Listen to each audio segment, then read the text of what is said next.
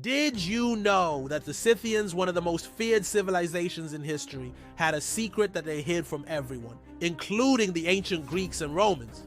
The Scythians were a nomadic tribe that lived in Central Asia from around the 7th century BC to the 3rd century BC. They were known for their incredible horse riding skills and their mastery of archery. They were also great at war and were feared by the Greeks and Romans because they were almost invincible. But the Scythians had a secret.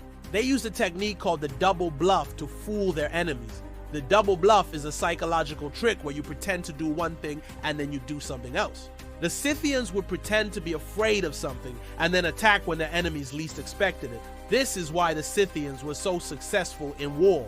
But the Scythians didn't just use the double bluff on the battlefield, they also used it on the ancient Greeks and Romans.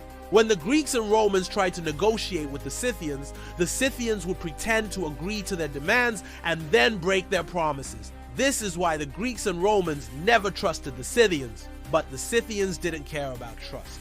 They were a proud and independent people who didn't need the approval of the Greeks or Romans. They were happy to live in their own way in the vast steppes of Central Asia.